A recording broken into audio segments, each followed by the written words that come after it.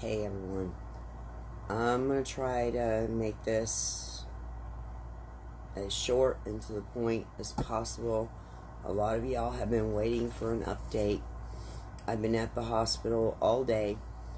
Got home, of course, had to cook supper and all of that, and I am trying to take a breather. So today I had to sign a bunch of paperwork. He is still not awake. Every time they take him off sedation and try to wake him up, hey Joe, his breathing gets very exasperated, and because of that they have to immediately sedate him again.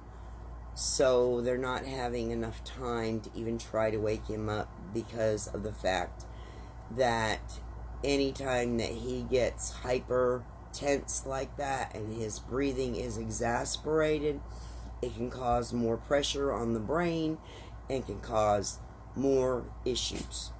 Okay?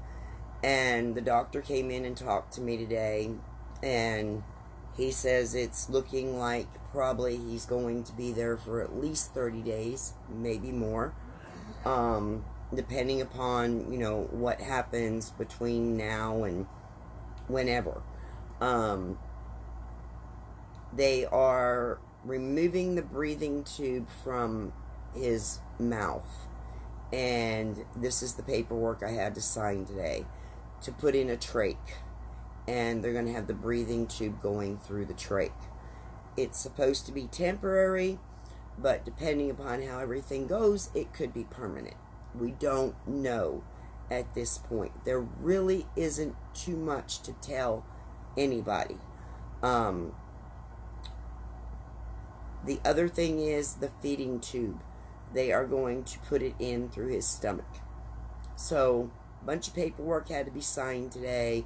I had to sign in case he needed a blood transfusion because, sometimes people can bleed out when they put in a trach or go in through the stomach or anything like that. Just precautions, okay? He is still basically the same. There's really no new news to tell you. He's breathing. The breathing that he's got, that he is on, is assisted breathing. It is a form of life support, okay? But it's assisted breathing in case he stops breathing. Let's see, what else was I going to tell you? Oh, God. My mind is all over the place. I apologize.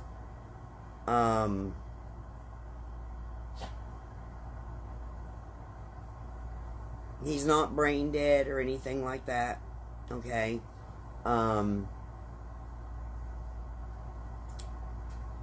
It's just no change. No real change. And they were expecting him to already be awake at this point. And the way they're explaining it to me and what the doctor and I discussed today is that when they take him off the sedation, what they believe is happening is because there's still so much pressure on the brain that it's causing a lot of pain. And so he's breathing really hard because of that pain. And until, more pressure is released, until the blood dissipates more, they're going to keep trying every 4 hours. I need to call up there, as a matter of fact. Shift change has already been done. So I need to call up there because I know they have, again, tried recently. And I haven't gotten a phone call, so no news is good news, He's probably not awake, or they would have called me. But I will be calling up there to check on him. I do.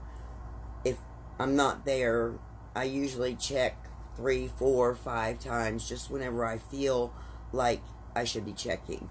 But again, I've been up there all day with a friend. I was able to get a ride. Tomorrow, I don't know if I'm going to be able to make it up there or not. But I will keep calling and checking on him and seeing how things are going. I do have another friend from church that is going to go up and visit with him tomorrow afternoon.